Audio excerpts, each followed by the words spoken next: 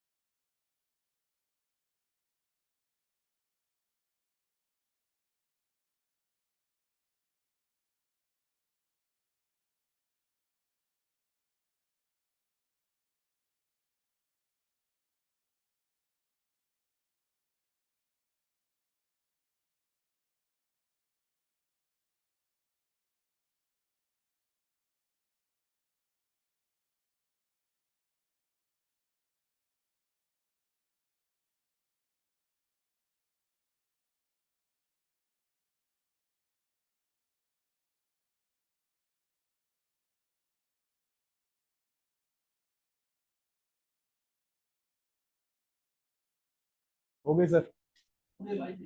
Sir हो गई।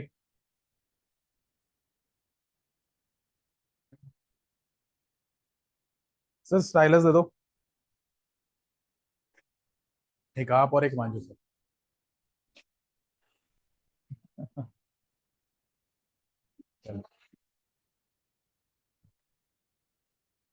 उनका भी घर दूर होता ना, वो भी घर में लेके जाते हैं।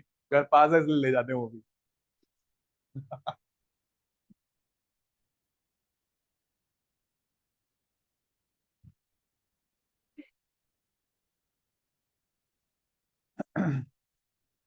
चलिए सर, 2 मिनट वेट कर रहे हैं और फिर स्टार्ट करते हैं चीजों को। ऑनलाइन वाला आवाज आ रही है?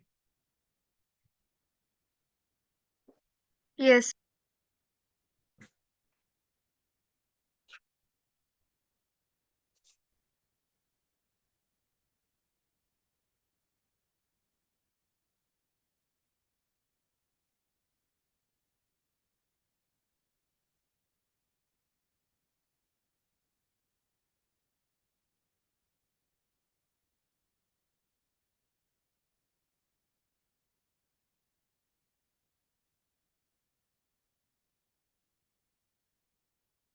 जनता गायब कहाँ है?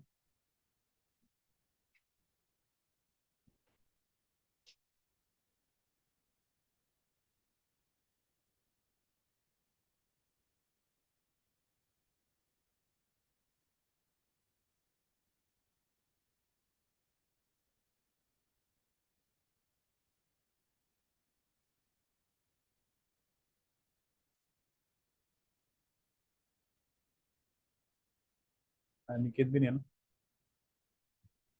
चलिए सर, ध्यान से हर एक चीज सुनिएगा, ऑब्जर्व करिएगा। सबसे पहले तो हम कोऑर्डिनेशन कंपाउंड के क्या क्या क्वेश्चंस बन सकते हैं उनकी डिस्कशन करते हैं, फिर उसके बाद एक एक करके टाइप ऑफ क्वेश्चन को ऑब्जर्व करते हैं।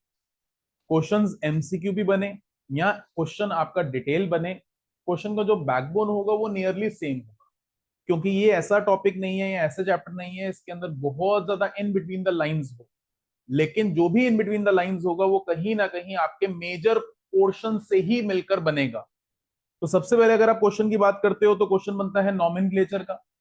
फिर चाहे आपको कंपाउंड दे दिया जाए और उसका नाम लिखने को बोला जाए, या नाम दे दिया जाए और कंपाउंड लिखने को बोला जाए, तो टाइप ऑफ क्वेश्चन वन ये बन सकता है एमसीक्यू फॉर्मेट में भी और अदरवाइज मेजर फॉर्मेट में भी, यानी 1 मार्क के ऊपर क्वेश्चन बन सकता है। Second type of question isomers पे आएगा। एक कंपाउंड दे दिया, उसके नंबर ऑफ आइसोमर्स बताने को बोला जाए, फिर चाहे वो पेयर्स में हो सकते हैं या ज्यादा हो सकते हैं, कैसे भी होंगे, आपको स्ट्रक्चरल आइसोमर भी देखना है, ज्योमेट्रिकल आइसोमर भी देखना है, और ज्योमेट्रिकल आइसोमर के साथ साथ आपको ऑप्टिकल आइसोमर भी ऑब्जर्व करना है।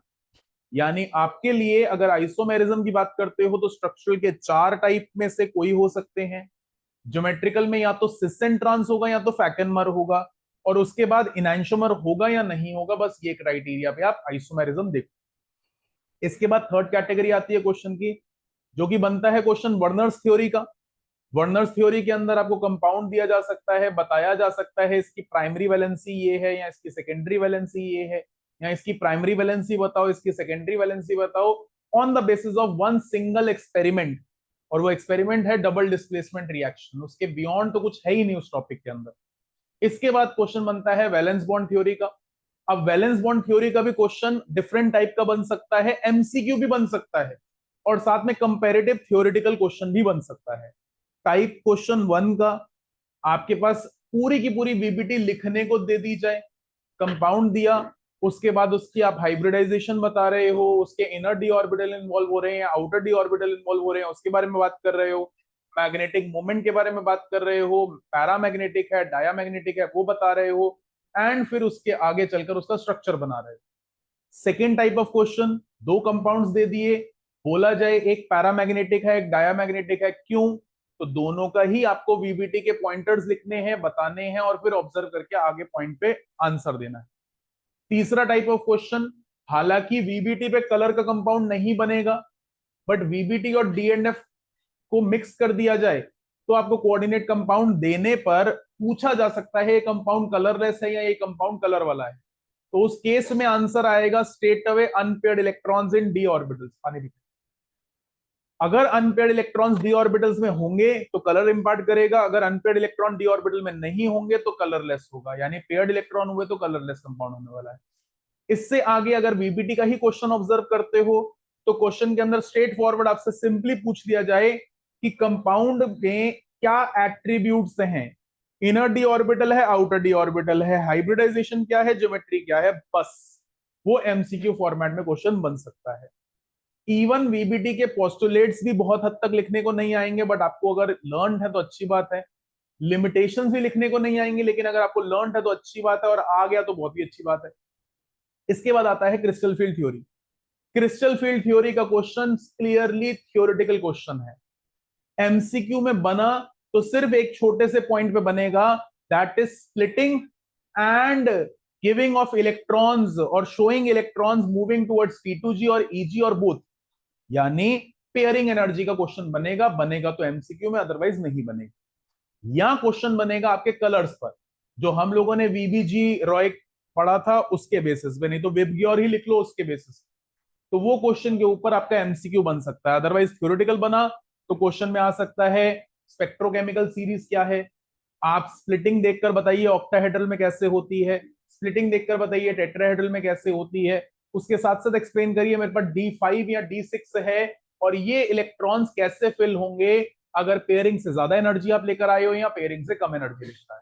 तो ये नटशेल क्वेश्चंस हैं, स्ट्रेट फॉरवर्ड क्वेश्चंस हैं, और जिस बच्चे को कहीं पर लगता है कि मुझे अंडर कॉन्फिडेंस है, पास होने की भी दिक्कत है, तो भैया उसका कोऑर्डिनेशन कंपाउंड्स 100% होना चाहिए, क्योंकि अगर 100% कोऑर्डिनेशन कंपाउंड्स होगा अभी तक करी हुई रिविजन अगर 100% कर लेते हो तो आप 23 मार्क पे आ जाते हो आउट ऑफ 7।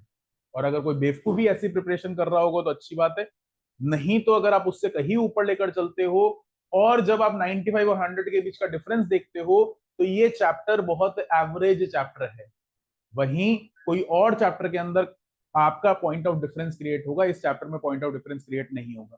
यानी अगर आप इस चैप्टर का क्वेश्चन गलत कर रहे हो तो सिर्फ आप अपनी गलती पे गलत करोगे, अदरवाइज कॉन्टेक्स्ट के सामने सब कुछ है।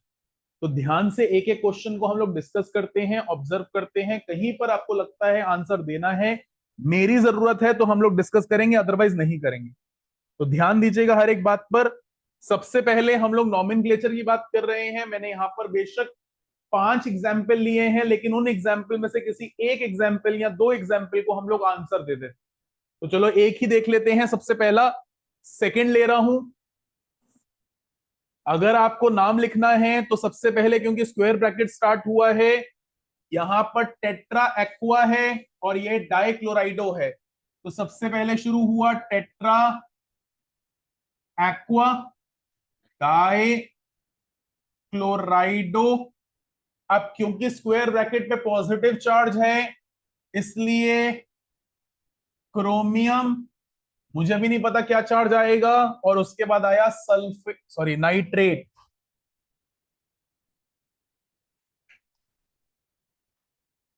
अब जरा हमारा रोमन में क्या आएगा, यानी ऑक्सीडेशन स्टेट क्या आएगा। तो मैंने इसको एक्स माना, इसको 4 टाइम्स ऑफ वाई माना, इसको 2 टाइम्स ऑफ जेड माना, इसको 1 टाइम ऑफ ए माना, इक्वल टू 0।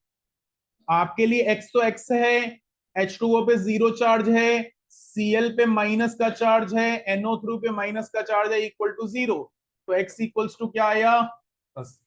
तो यहां पर आपके पास रोमन में आ गया क्या, ठीक। तो यहां पर आपका नाम लिखा गया tri aqua dichlorido chromium 3 nitrate. Likewise बाकियों का नाम भी आप दे सकते हो, प्रैक्टिस कर सकते हो। मैं सिर्फ यहां पर 1 सेकंड के लिए नाम दिखा रहा हूं, तो आप नाम देख लीजिए। कहीं पर आपको लगता है किसी नाम के बारे में बात करने की जरूरत है तो नाम की बात की जा सकती है। Keeping in mind few points, since die is written, इसकी वजह से क्या आ गया, स्ट्रेस आ गया। डाई इज रिटन, इसकी वजह से क्या आ गया, स्ट्रेस आ गया। पक्का, कोई दिक्कत तो नहीं। ऐसे ही अगर आप देखते हो, खैर यहाँ पे तो सारे पॉजिटिव हैं, अगर इफ इन केस नेगेटिव होता तो कोबाल्ट कोबाल्ट ना लिखा जाता, क्या लिखा जाता, कोबाल्टेट। इससे आगे बात करते हैं हम लोग। नेक्स्ट, किसी भी एक दो को नाम दे सकते हैं। चलो मैं इसको नाम देता हूं पोटेशियम हेक्सासियानोफेरेट। तो बेटा पोटेशियम के ब्रैकेट, अभी मुझे नहीं पता इनके नंबर्स क्या होने वाले हैं। हेक्सासियानोफेरेट, फेरेट आया आयरन के लिए, हेक्सासियानो आया CN6 के लिए। अब मुझे यहां पर दोनों को नाम देने हैं, तो दोनों के नंबर चाहिए। इसके ऊपर चार्ज तो +1 है, इसका चार्ज नहीं पता, तो मैंने x-6 इक्वल्स टू a लिख लिया। जहां पर Fe का चार्ज कितना है, 3-6 इक्वल्स टू a, तो a कितना हुआ, -3। तो यहां पर +1 का चार्ज, और यहां पर तो ये 3 आ जाएगा पैरों के पास और ये 1 चला जाएगा पैरों के पास। तो कहीं ना कहीं कंपाउंड बन गया K3FeCN6। तो ये आपके लिए कंपाउंड बना। आई होप इसी पैटर्न पर बाकियों की भी नाम कर सकते हो। निकलेट लगे होने का मतलब क्या है, नेगेटिवली चार्ज्ड आपका स्फीयर है। फेरेट लिखे होने का मतलब भी यही है, लेकिन प्लैटिनम लिखे होने का मतलब क्या है, पॉजिटिव। आई होप इस टाइप के क्वेश्चंस क्लियर होते हैं।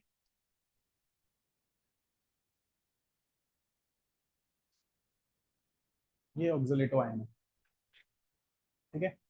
चलिए, अब इसके बाद हम सेकेंड टाइप ऑफ क्वेश्चन पर आते हैं। प्लीज ध्यान दीजिएगा, यहां से चीजें इंपॉर्टेंट हो जाती हैं। हम लोग यहां पर लिखते हैं right the correct formula for the following coordination compound. अब बात को ध्यान से समझ के चलना अभिषेक भैया, कोऑर्डिनेशन नंबर मैक्सिमम 6 होता है, 6 से बियॉन्ड नहीं होता। तो अगर आपको कहीं किसी कंपाउंड में अनिला 6 से ज्यादा लीगेंड यूनिडेंटेट नजर आ रहे हो, यानी 6 से ज्यादा कोऑर्डिनेट नंबर नजर आ रहा हो, तो कहीं आपने कुछ ना कुछ मिस्टेक करी है। चलो एक एक क्वेश्चन देख के करते हैं, प्लीज आंसर्स पे नजर मत डालिएगा। क्वेश्चन है, right the correct formula for the following coordination compound. A CrCl3.6H2O with 3 chloride ions. 3 chloride ion, बेटा हमारे लिए क्लोराइड आयन ही होता है, लेकिन अगर हम उसको आयन के साथ वर्ड लिखेंगे तो वो आयोनिक बॉन्ड वाला है, अदरवाइज वो लीगेंड है। समझ रहे हो ना? मैं क्लोराइड की कहानी नहीं बोलूं तो वो लीगेंड की तरह हो सकता है, लेकिन पर्टिकुलरली आयन बोल दूं तो वो आयोनिक बॉन्ड की, आयोनिक इंट्रैक्शन की बात कर रहा है। तो यहां पर 3 ने आयोनिक बॉन्ड बना रखा है, तो 3 को अगर मैं स्क्वायर ब्रैकेट से गायब कर दूं तो बचेगा क्या? होल 6, और यहां क्या आ जाएगा? Cl3। इस पॉइंट पर मेरा कोऑर्डिनेशन नंबर क्या है? 6, और ये मेरा एक्यूरेट स्फेरिकल यानी उसका मॉलिक्यूलर स्ट्रक्चर है। एक और देखते हैं, जानबूझकर सी देख रहा हूं, CrCl3.6H2O है 1 क्लोराइड आयन। कितने? एक। अब समझना बात को, एक क्लोराइड आयन है पक्का, यहां पर श्योरिटी मिल गई। मेरे पास टोटल कितनी एंटिटीज हैं जो कोऑर्डिनेट बॉन्ड बना सकती हैं सर? 3 + 6 9। 9 में से मैंने एक बाहर निकाल दी, बची कितनी? 8। 10 कैसे बची? 8। तो यहां पर 9 में से एक Cl आपने बाहर निकाल दिया, बचे कितने? 8। लेकिन कोऑर्डिनेशन नंबर कितना हो सकता है? 6 का। तो कहीं ना कहीं दो चीजें ज्यादा हैं। अब आयंस होते तो आयन की कहानी बोलता। तो आपके लिए श्योरिटी है यहां पर 2H2O as a molecule of crystallisation है। तो अब बचा क्या? CrH2O होल 4 और Cl2। मैं दोबारा से बोल रहा हूं, ध्यान से सुनिएगा। Once you are writing a molecular formula, ion आपका आयोनिक बॉन्ड में हो सकता है और neutral species molecule of crystallisation में हो सकता है। कोऑर्डिनेशन नंबर 6 मेंटेन करके चलना है। तो जितने आयंस मेंशन होंगे वो स्क्वायर ब्रैकेट के बाहर लिखे जाएंगे। उसके बाद बचे हुए कि आप कोऑर्डिनेशन नंबर काउंट करते हो। इफ इट इज एक्सीडिंग 6, तो जो एक्सीड कर रहा है उतने मॉलिक्यूल ऑफ क्रिस्टलाइजेशन भी कहां आ जाएंगे? बाहर आ जाएंगे। तो यहां पर अगर आप फर्स्ट और लास्ट एग्जाम्पल को कंपेयर करो, फर्स्ट एग्जाम्पल में 3 Cl आने के बाद कोऑर्डिनेशन नंबर 6 का मेंटेन था, तो आपने किसी भी H2O को मॉलिक्यूल ऑफ क्रिस्टलाइजेशन नहीं बनाया। लेकिन थर्ड एग्जाम्पल में एक क्लोरीन के बारे में बोला गया था, आयोनिक बॉन्ड बनाया हुआ है।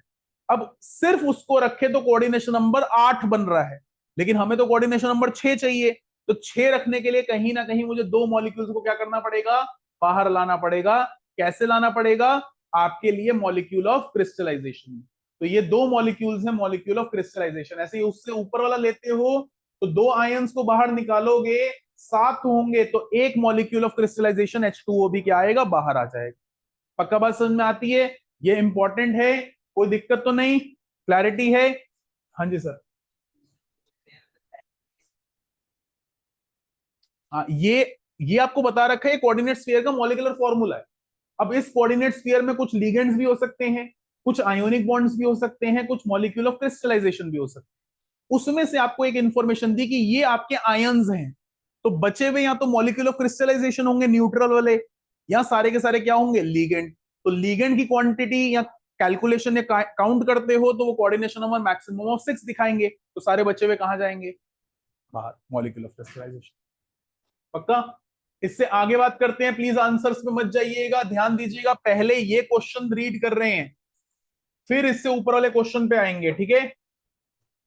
A coordination compound with molecular formula CrCl3.4H2O precipitates 1 mole of AgCl। 1 mole precipitate करने का सलमान मतलब है कि हमारा एक Cl कौन से बॉन्ड में है? आयोनिक बॉन्ड में। और बाकी एंटिटी किसमें है? कोऑर्डिनेट बॉन्ड में। तो बची हुई क्या है? CrCl2.4H2O। शिवांगी, हमने सब कुछ अंदर क्यों लिख लिया? क्योंकि सब कुछ अंदर लिखने के बाद भी हमारा कोऑर्डिनेशन नंबर क्या आ रहा है? 6 आ रहा है। आई होप ये बात क्लियर होती है, कोई दिक्कत कोई परेशानी तो नहीं? अब इससे ऊपर वाले क्वेश्चन में आते हैं, बड़ा ध्यान से देखना है क्वेश्चन को। The molar conductivity of the complex COCl3 dot 4NH3 dot 2H2O is found to be same as that of 3:1 electrolyte. What is the structural formula? अब ये स्टेटमेंट क्या है? सलमान इसने बोला 3:1 इलेक्ट्रोलाइट।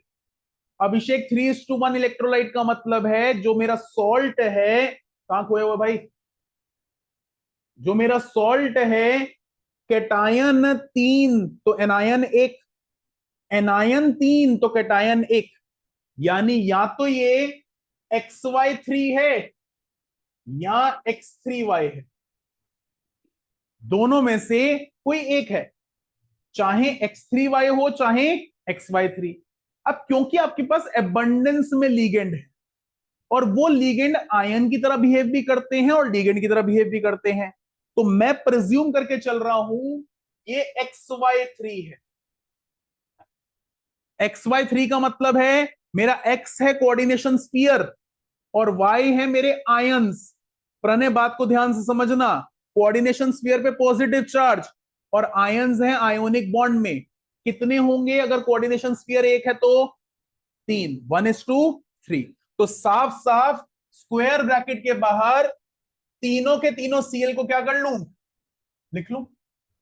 अब बचा क्या सर, 4 NH3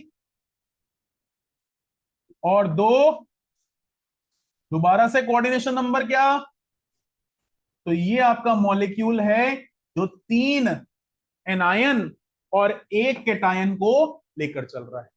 अदरवाइज इसके अलावा तो स्ट्रेट फॉरवर्ड ये वाली सेकंड क्वेश्चन वाली लैंग्वेज वाले क्वेश्चन बनने हैं और इसी पे बोला जाएगा प्राइमरी वैलेंसी और सेकेंडरी वैलेंसी निकालो। ये कुछ एक आध दो ट्विस्टेड क्वेश्चंस हैं जो बन सकते हैं, जैसे कि ये इलेक्ट्रोलाइट आया। अब यहां पर ही सलमान ये होता 2:1, तो आपके लिए स्क्वायर ब्रैकेट पे 1 तो 2 आयंस होते 2 में, तो आप 2 Cl को बाहर निकालते और बाकी सारा क्या हो जाता, मेरा कोऑर्डिनेशन स्फीयर का हिस्सा हो जाता। कोऑर्डिनेशन नंबर 6 से बढ़ता तो वो मॉलिक्यूल ऑफ क्रिस्टलाइजेशन आ जाता और 6 रहता तो मैं उसको एक्सेप्ट कर लेता। माधव बात समझ में आती है? बहुत इंपॉर्टेंट चीजें हैं लेकिन क्वेश्चन के फॉर्मेट में है तो ध्यान देना बहुत जरूरी है। स्क्रॉल कर दूं,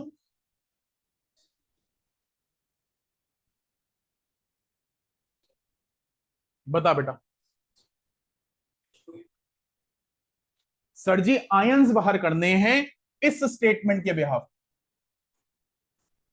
अब आयंस बाहर करने के बाद आपने चेक करा coordination number, if unidentate ligands are exceeding from 6, coordination number 6 से ऊपर आ रहा है तो 6 पे करने के लिए न्यूट्रल को भी बाहर करना है, और अगर नहीं आ रहा तो न्यूट्रल बाहर। फर्स्ट में कोई न्यूट्रल बाहर नहीं हुआ था, सेकंड के अंदर 1 होगा, थर्ड के अंदर 2। पक्का? चलिए इससे आगे बात करते हैं जरा आइसोमेरिज्म के क्वेश्चंस पे।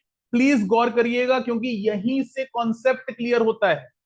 आइसोमेरिज्म सबको पता है, टाइप्स ऑफ आइसोमेरिज्म कौन से हैं, कैसे हैं, किस तरीके से हैं, स्ट्रक्चर बनाने की दिक्कतें भी बहुत आसान हैं, लेकिन क्वेश्चन ये नहीं आने वाला।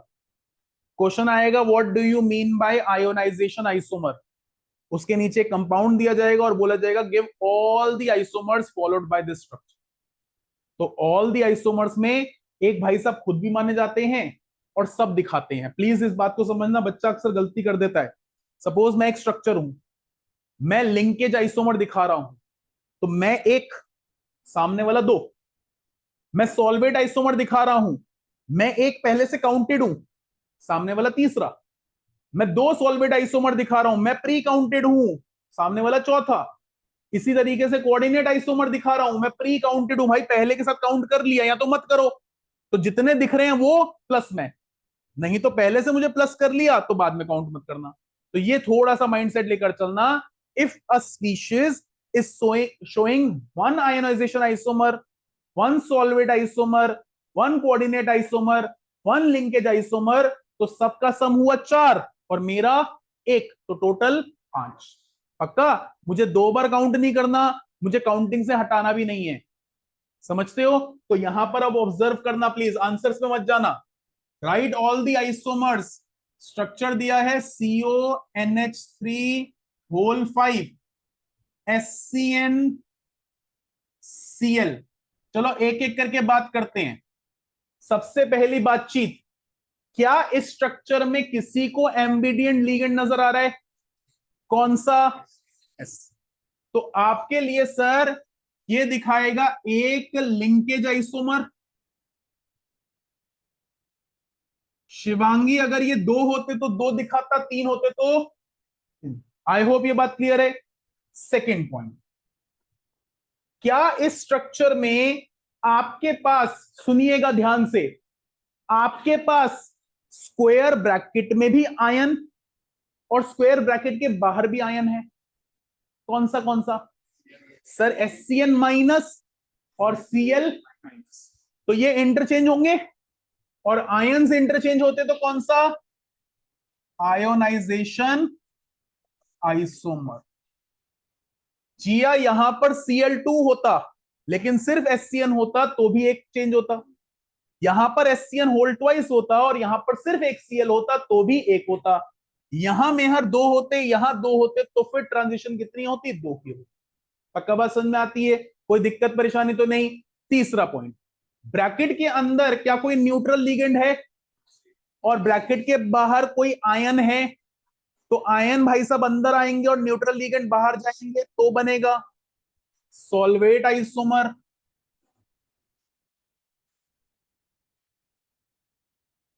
अब फिर पॉइंट, क्या सॉल्वेट आइसोमर के न्यूट्रल लिगेंड एक से ज्यादा हैं सर, 5 हैं। लेकिन क्या स्क्वायर ब्रैकेट के बाहर एक से ज्यादा है? अगर दो होते तो दो, तीन होते तो तीन, चार होते तो चार, पांच होते तो पांच, छह होते तो पांच, क्योंकि अंदर कितने हैं भाई? 5। ठीक है ना? तो यहां पर बाहर और अंदर का सेम नंबर चाहिए, लेकिन अगर कोई नंबर कम है तो सिर्फ उतने बनेंगे। आज बाहर एक नंबर है तो सिर्फ कितने बनेंगे? आई होप ये पॉइंट क्लियर है। तो आपके सॉल्वेट आइसोमर भी कितने आए? एक आए। क्या माही हमें दो कोऑर्डिनेट्स क्लियर नजर आ रहे कैटायन एनायन में? नहीं। तो क्या आपको कोऑर्डिनेट आइसोमर दिखाई देगा? नहीं दिखाई। अभी टेक्निकली प्लीज सिमर, एक आप खुद, आपका ये भाई, आपका ये एक और भाई, एक और भाई, तो अभी तक आपने टोटल कितने आइसोमर्स निकाल लिए? 4। खुद लिखकर जान के लिखा है, पक्का? अब यहां पे आते हैं ज्योमेट्रिकल आइसोमर पे। ज्योमेट्रिकल आइसोमर होता है सिस एंड ट्रांस या फैक एंड मर। प्रणय कह रहा है मैं हेल्प करूंगा। सर सिस एंड ट्रांस में आपने मेरे को बहुत इंपॉर्टेंट कंडीशन दी थी, या तो 2-2 या 4-2।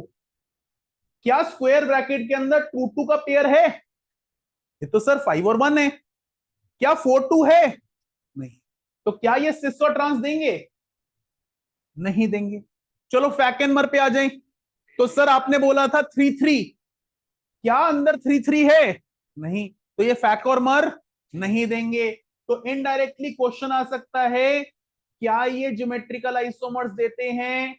यस, नो, मे बी और इनसफिशिएंट डेटा। तो आपका आंसर क्या आएगा? नो। पक्का ना? तो एमसीक्यू ऐसा ही बनता है, अदरवाइज आपके पास ये लिस्ट में आंसर नहीं। पक्का? अब इसी से थोड़ा सा आगे चलते हैं। आपके पास नेक्स्ट होता है इनैंशोमर वाला। अब इनैंशोमर के अंदर बात समझिएगा, टेट्राहेड्रल में दो अलग या तीन अलग होने पे भी स्ट्रक्चर इनैंशोमर दे देता है, चारों अलग होने पे परफेक्टली देगा। जब आप स्क्वायर बनाते हो और एक अकेला अलग है या दो अलग हैं, आपको कभी भी इनैंशोमर नहीं मिलेगा। देयर मस्ट बी 3 डिफरेंट और सम स्ट्रक्चर हैज चेंजेस, जिसकी वजह से आपको दिखाई दे। अभी अगले क्वेश्चन में ऐसा दिखेगा। खैर अभी इसकी बात करें तो बेटा 5 एक जैसे और एक जैसे। मेरे लिए ये central atom A, sorry B लिख लेता हूं इसको, बी, बी, बी, बी, और ये सी है। अब इसकी मिरर इमेज बनाऊंगा तो मिरर इमेज तो बिल्कुल सेम ही बनेगी। तो क्या ये सुपर इंपोजिबल हैं? सुपर इंपोजिबल हैं। और जहां सुपर इंपोजिबल हो गए वहां पर ये इनैंशोमर नहीं है। तो ना ये ज्योमेट्रिकल आइसोमर देगा, ना ये स्टीरियो आइसोमर देगा। और जब ये दोनों ही नहीं देगा तो ये ऑप्टिकल आइसोमर, तो ये सिर्फ इनकी बात करेगा। और इनकी बात करने पे यार टोटल कितना बन रहा है? 4। तो यहां पर टोटल नंबर ऑफ आइसोमर्स कितने आए? 4। अब इसी पे एमसीक्यू बन सकता है give the number of isomers it can show, तो आंसर आएगा 4, 1 2 3 में से 4।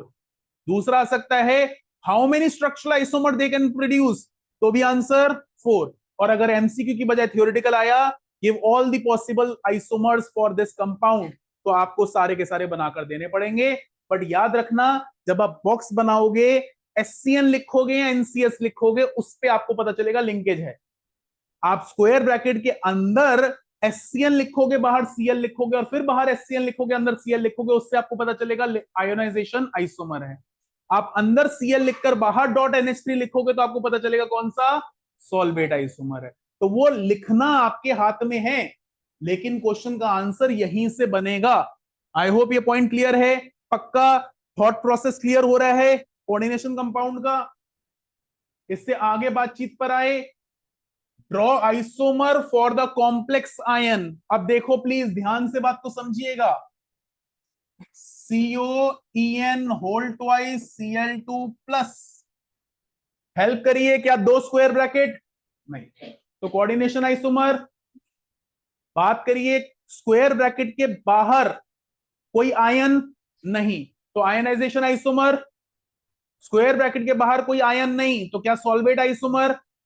जो स्क्वायर ब्रैकेट के अंदर है क्या वो एम्बिडिएंट लिगेंड? नहीं, तो क्या आपको वो वाला लिंकेज आइसोमर दिख रहा है? ये कोई स्ट्रक्चरल आइसोमर। अब आ जाता है पॉइंट, नेक्स्ट आ गए हम लोग ज्योमेट्रिकल आइसोमर में।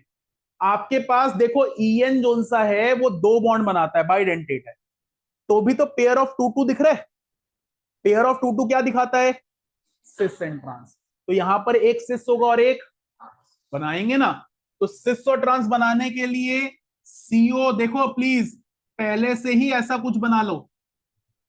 अब ऐसा बनाने के बाद EN बीच में लगाया, EN बीच में लगाया, शिवांगी एंगल कितना है? 180। Cl लगाया, Cl लगाया, चलो Cl में भी देख लो, तो आप कौन से, और वहीं पर CO En लगाया, और इसी तरह से यहां En लगाया, और Cl लगाया, तो 90 डिग्री तो कौन सा? पक्का। अब इसके बाद ज्योमेट्रिकल आइसोमर फिर दोबारा से बनाकर देखते हैं। मैंने लिखा CO En Cl एग्जैक्टली इसकी इमेज बनाऊंगा।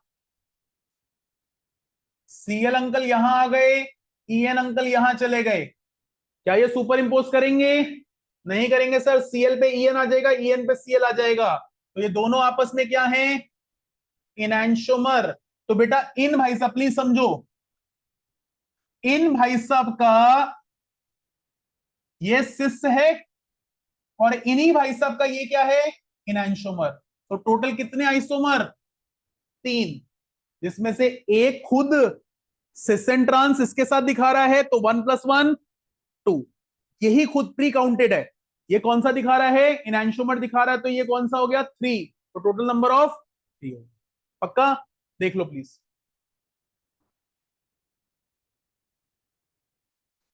क्लियर? कर दो स्क्रॉल। चलिए यहां पर मैंने पहले से बनाए हुए, ये क्वेश्चन वैसे नहीं आएगा बट आप लोगों को क्लैरिटी देने के लिए इस टाइम पर क्वेश्चन दिया गया है, draw the structures for A cis, B mer, C फैक, मर के फेंक देना है ना तो प्लीज।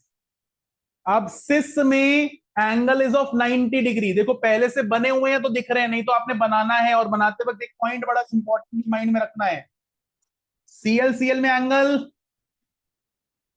उसके बाद आया, पहले मैं जान के सी ले रहा हूं, फैक, फैक का मतलब है क्या दिखाई देगा? फेस, फेस का मतलब है 3 यूनिट एक साथ, साफ साफ देखना, NO2 NO2 NO2 दिख रहा है, ये देखो ये शिवांगी का नाक है, ठीक है। अब इसी तरह से मर, जिसमें आपको तीनों एक साथ दिखाई, अब ये NH3 है, NH3 है, लेकिन तीसरा NH3 अलग है, या Cl है, Cl और तीसरा Cl, this cannot produce a face, since it cannot produce a face it is मर। पक्का?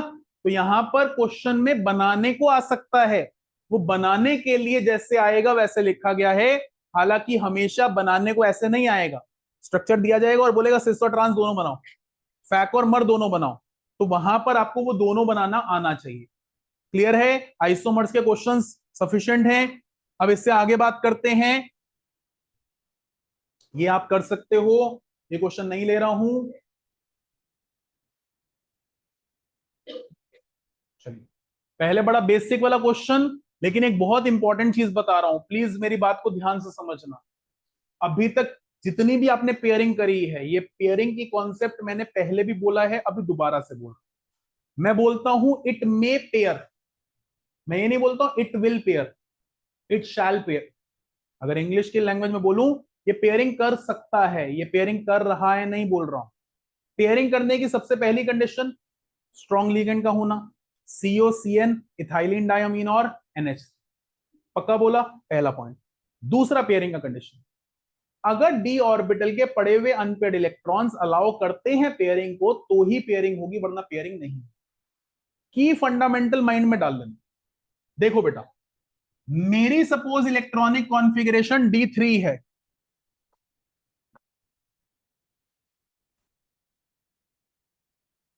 अब D3 के अंदर केस बने कोऑर्डिनेशन नंबर 4 का, which is a very rarest sign, या कोऑर्डिनेशन नंबर 6 का। भाई स्ट्रॉन्ग लिगेंड लगा हो, स्ट्रॉन्ग लिगेंड ना लगा हो, देयर इज नो पेयरिंग। आ जाओ, case of D4, coordination number 4, coordination number 6, coordination number 4 पर नो पेयरिंग, लेकिन कोऑर्डिनेशन नंबर 6 आ जाए तो only one pairing. Sir pairing तो सारे इलेक्ट्रॉन्स हैं, 4 वाला उठकर अंदर जाएगा 2 में, 3 वाला उठकर अंदर जाएगा 1 में, तो दो पेयरिंग हो सकती हैं, लेकिन कितनी करवा सकते हैं सिर्फ आप? एक। D5, coordination number 4, one pairing, coordination number 6, दो pairing, D6, all pairing, and onwards लिख रहा हूं, ठीक है? नहीं जी, पक्का? तो यहां पर ये छोटा सा कॉन्टेक्स्ट माइंड में रख के चलिएगा, अगर वहां पर ऑल पेयरिंग बोली होगी तो जरूर कोऑर्डिनेशन नंबर 6 के रिस्पेक्ट में बोली होगी, 4 की बात ही नहीं करी होगी, ठीक है ना? तो 4 मैंने अभी जोड़ दिया आपके साथ। तो यहां पर इस छोटे से कॉन्टेक्स्ट को माइंड में रखिएगा, क्योंकि इस कॉन्टेक्स्ट पे बहुत सारे क्वेश्चंस के आंसर्स बनेंगे। अब सपोज मैं मैंगनीज CN6 की बात कर रहा हूं, लास्ट क्लास में हमने ये डिस्कस करा हुआ है, सिर्फ अब आपने अप्रोच करनी है, तो सिर्फ 5 मिनट दे रहा हूं, कोई एक कर लो, चलो MN वाला ही कर लो जल्दी से। सर यहीं पर खत्म हो जाएगा चैप्टर, अगर आपने ध्यान से पढ़ा होगा तो। जेन्युइनली स्पीकिंग, ये क्वेश्चंस अपने आप में कॉन्फिडेंस राइज कर देंगे, और सिर्फ मेरी वाली बुकलेट के क्वेश्चंस को ट्राई कर लेना, काम खत्म।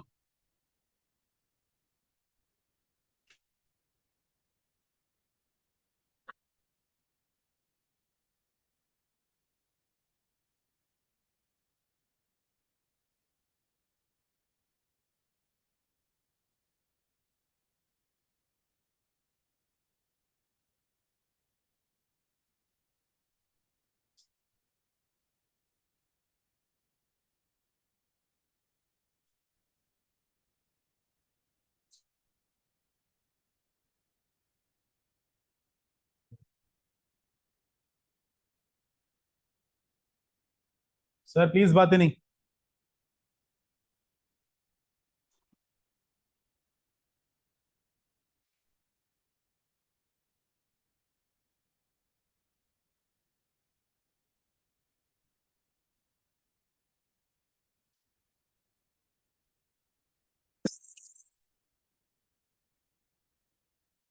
साक्षी भैया खुद करना है, वीडियो भी नहीं देखनी तूने? कब पहुंचेगा? अगले साल? सर उसको तो पॉज लगाकर कर सकते थे।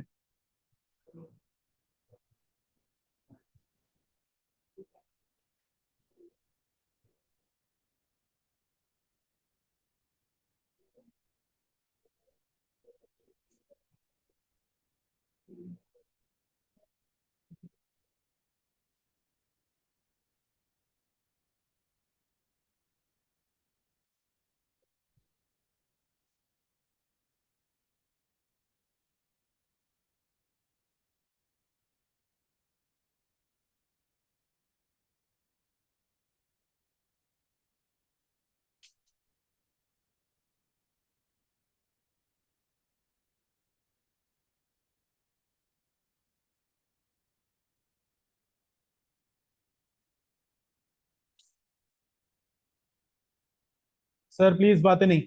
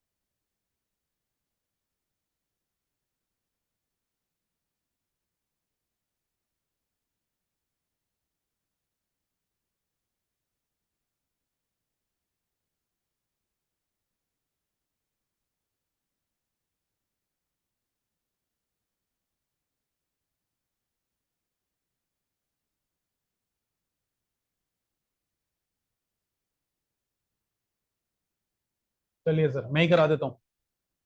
सर MnCN6 चार्ज 3 तो सबसे पहले आपकी बात में ऑक्सीडेशन स्टेट निकालो। तो oxidation state x -6 equals to -3, x equals to, उसके बाद कोऑर्डिनेशन नंबर निकालो 6। मन में रखो क्या स्ट्रॉन्ग लिगेंड है या नहीं।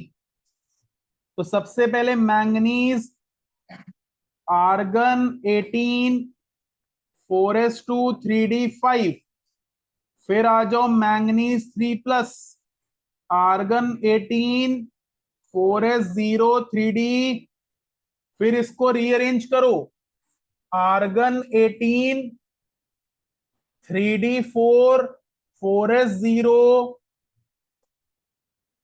4p0 4d0। अब आपको पता है कि आप एक स्ट्रॉन्ग लिगेंड लेकर आ रहे हो, D4 दिख रहा है, सिर्फ कितनी पेयरिंग, एक पेयरिंग। एक पेयरिंग होने का मतलब क्या है, प्लीज इधर देख लेना अक्षय, कुछ ऐसा। अब हाइब्रिडाइजेशन आई D2sp3, इनर डी ऑर्बिटल या आउटर, इनर, क्योंकि दो अनपेयर्ड इलेक्ट्रॉन हैं तो स्पीशीज पैरामैग्नेटिक, और स्पिन मैग्नेटिक वैल्यू निकालनी है तो 2 की वजह से √8 यानी 2√2 यानी 2.82। पक्का यहां पे मार खाएगा, घर पे पैक करके तू।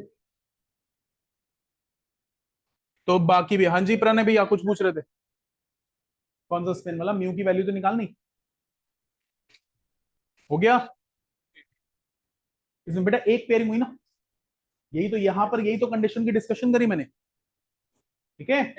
अब इधर से देखो प्लीज, अब कुछ क्वेश्चंस इस तरीके से, हालांकि मैंने बोला कि आपका वीबीटी का क्वेश्चन कलर का नहीं होगा, बट फिर भी अगर कलर के ऊपर आया तो साफ साफ है डी में पड़े हुए unpaired electrons, while writing electronic configuration and understanding कितनी पेयरिंग हो रही है कितनी पेयरिंग नहीं हो रही, आप डी के अनपेयर्ड इलेक्ट्रॉन्स बता देंगे। ये मैंगनीज के केस में भी था, भाई भागना मत कि सीएन दिखाई दिया, सर स्ट्रॉन्ग लिगेंड है पेयरिंग होगी तो म्यू 0, नहीं भाई, D5 में भी एक बचता है, ऑड इलेक्ट्रॉन में बचता ही बचता है। इवन में भी अगर आपने कंसिडर करा D4 तो पेयरिंग का कॉन्सेप्ट थोड़ा सा देखकर चलना पड़ेगा, जिसकी वजह से क्योंकि पेयरिंग पूरी होगी या नहीं होगी वो पॉइंट आ जाएगा। तो जहां पर पेयरिंग होने के बाद म्यू 0 रहा वो डेफिनेटली आपके लिए diamagnetic, mu not equal to 0 रहा तो पैरामैग्नेटिक। वो दोनों ही कॉन्टेक्स्ट तब आएंगे जब नंबर ऑफ अनपेयर्ड इलेक्ट्रॉन कितने होंगे, 0। वो 0 होने पर जैसे आप डायामैग्नेटिक बोल रहे हो वैसे ही कलर पे बात करोगे तो क्या होगा, कलरलेस। तो अगर एक कंपाउंड को आप कलरलेस बोल रहे हो या डायामैग्नेटिक बोल रहे हो तो साफ रीजन है डी में पड़े हुए अनपेयर्ड इलेक्ट्रॉन, लेकिन डी में पड़े हुए unpaired electron not equal to 0 है, तो इधर the compound will be of colour और हैविंग पैरामैग्नेटिज्म। अब वहां तक, जहां तक का कॉन्सेप्ट आपको बताता है कि ये पेयरिंग हो रही है या नहीं हो रही है, उस पॉइंट तक तो आपने एक्सप्लेन करना है। सलमान ये अलग बात है आप लिख कर ना दिखाएं, लेकिन एक्सप्लेनेशन तो होनी चाहिए। एक्सप्लेनेशन तो बतानी चाहिए कि भाई कहां पर पेयरिंग हो रही है, कहां पर पेयरिंग नहीं। ऐसे ही एक और क्वेश्चन देखें, CONH3 whole 6 charge 3 plus is an inner orbital complex, while NiNH3 whole 6 2 plus is a outer orbital complex. अब ये इनर ऑर्बिटल कॉम्प्लेक्स या आउटर ऑर्बिटल कॉम्प्लेक्स क्या है? इनर ऑर्बिटल कॉम्प्लेक्स का मतलब है हाइब्रिडाइजेशन डी से स्टार्ट होगी, आउटर वाले का मतलब है इलेक्ट्रॉनिक हाइब्रिडाइजेशन डी पर खत्म होगी, या एंड पर डी आएगा या नहीं भी आए। अगर मैं बात करूं DsP2 तो ये इनर है, sp3 तो इनर नहीं है, आउटर है। मैं बोलूं DsP3 तो ये इनर है, लेकिन sp3d आउटर है। मैं बोलूं D2sp3 तो इनर है, sp3d2 तो आउटर है। तो इनर डी ऑर्बिटल का मतलब है अंदर वाले डी ऑर्बिटल इस्तेमाल होना, और आउटर ऑर्बिटल्स का मतलब है डी अंदर वाला इस्तेमाल ना हो। सिंपल सा है, कहां कंफ्यूज हो गए बोलो? टाइम देख रही है? चलिए, इसके बाद FeH2O whole 6 3 plus is a strongly paramagnetic while FeCN6 is a weakly paramagnetic। भाई दोनों में Fe3 plus है, लेकिन एक में लगा हुआ है H2O और एक में लगा हुआ है Cl। तो इस क्वेश्चन को कैसे लिखोगे? Fe3 plus having this much number of unpaired electrons, Fe3 plus having this much number of unpaired electron, number of unpaired electron zero के तरफ अप्रोच कर रहे हैं तो पैरामैग्नेटिज्म कम, और जीरो से बियॉन्ड जा रहे हैं 5 6 जा रहे हैं तो पैरामैग्नेटिज्म ज्यादा। या सिंपली बोल सकते हैं इसमें नंबर ऑफ अनपेड इलेक्ट्रॉन कम है, इसमें नंबर ऑफ अनपेड इलेक्ट्रॉन ज्यादा है। कम होने की वजह से कम पैरामैग्नेटिक, ज्यादा होने की वजह से, और अगर वहीं पर जीरो आ जाए अनपेड इलेक्ट्रॉन तो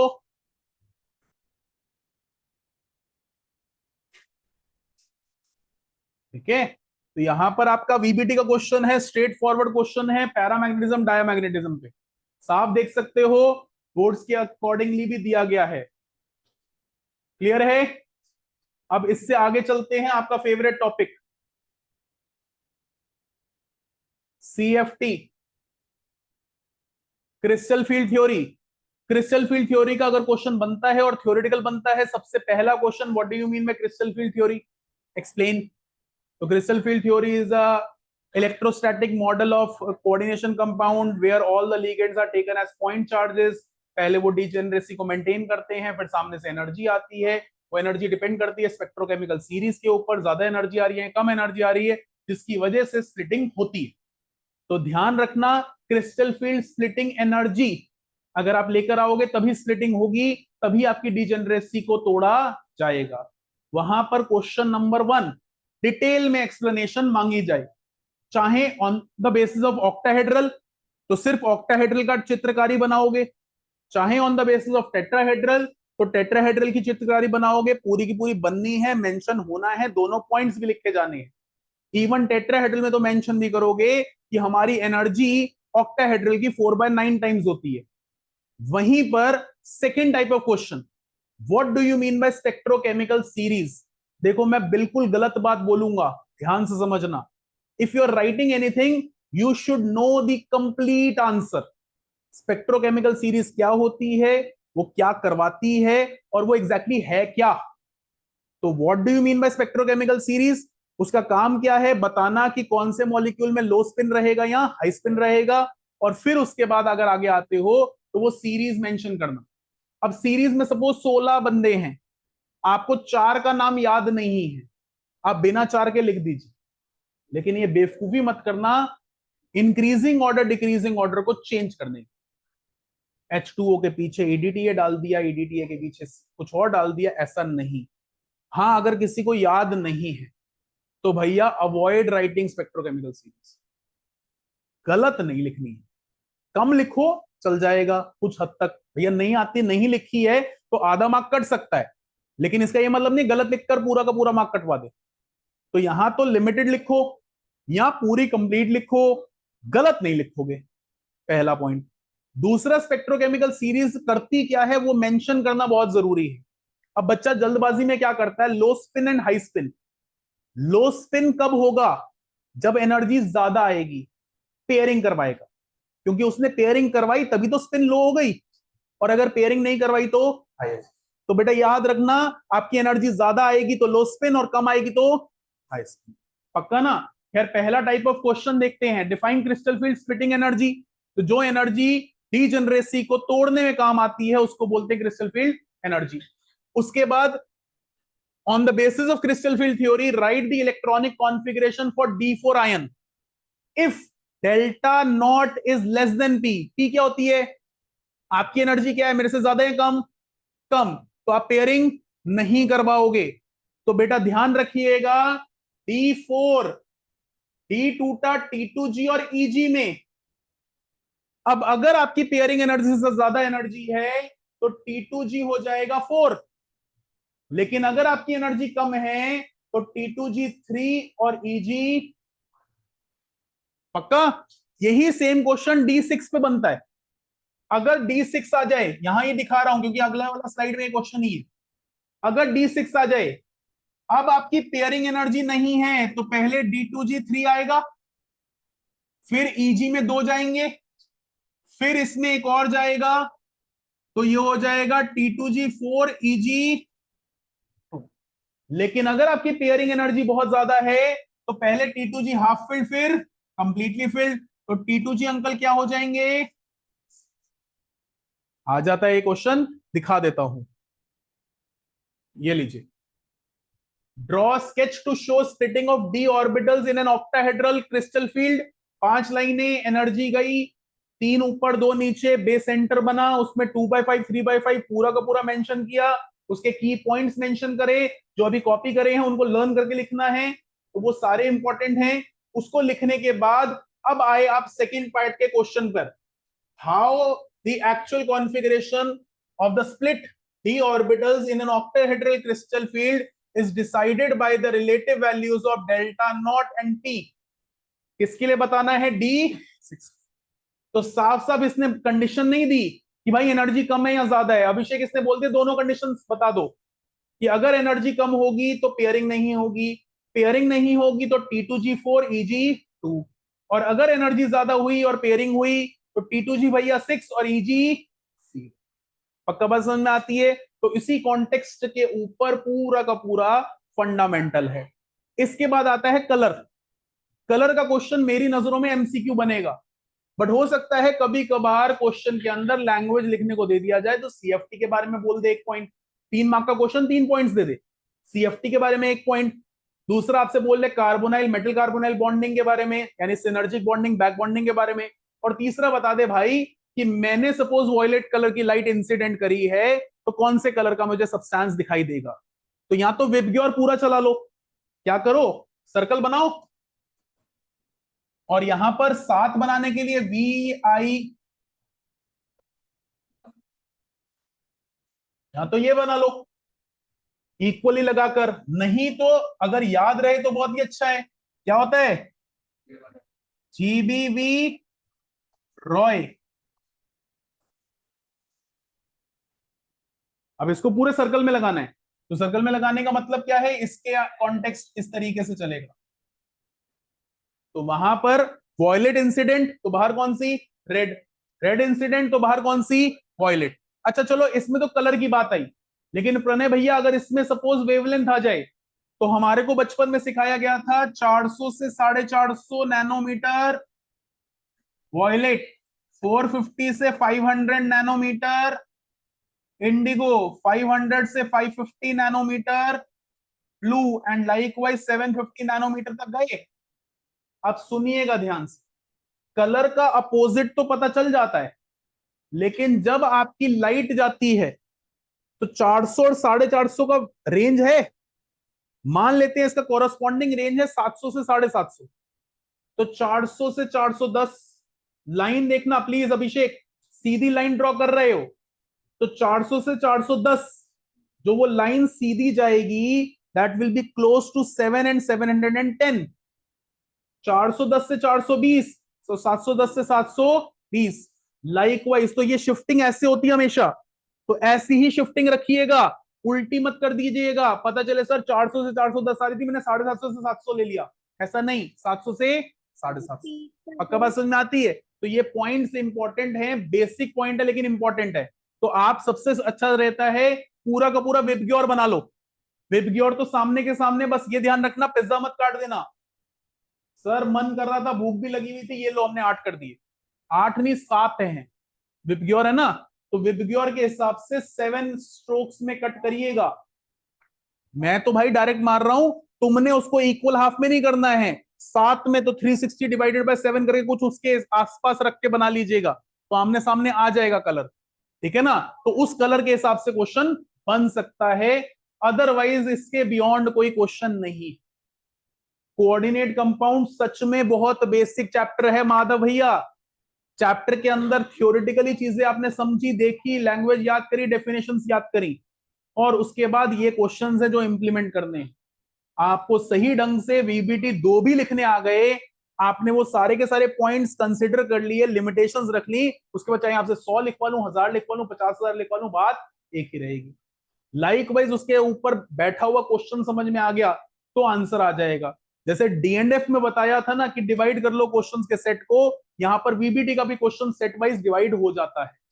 प्लीज रिक्वेस्ट कर रहा हूं, 3 चैप्टर की रिवीजन हो चुकी है।